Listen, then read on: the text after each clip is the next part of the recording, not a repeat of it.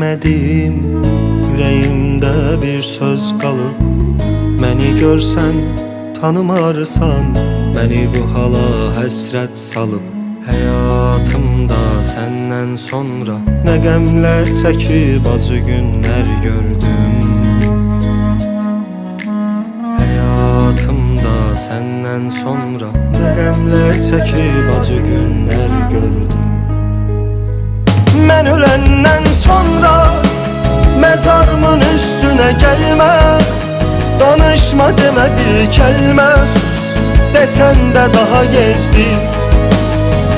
İndi otur ağla, mənə yad biri olmaqla, ürəyinə qaradaş bağla, daha bizdən keçdi.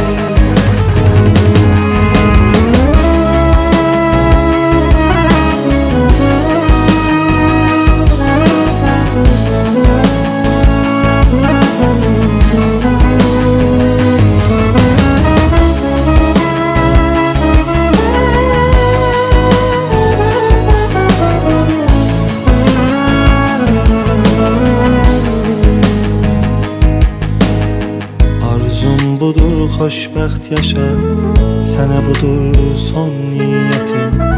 Gedirəm mən bir dəfəlik, amma yaşayar məhəbbətim.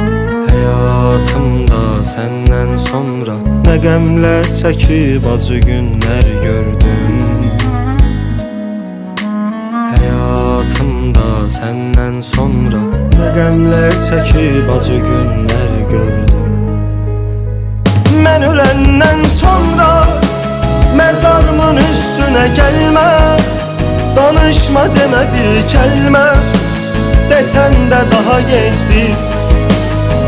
İndi otur ağla, mənə yad biri olmaqla, ürəyinə qaradaş bağla, daha bizdən keçdi.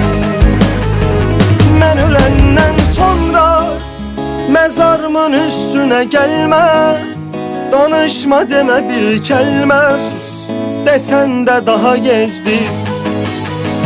İndi otur ağla, mənə yad biri olmaqla, ürəyinə qaradaş bağla, daha bizdən keçdi.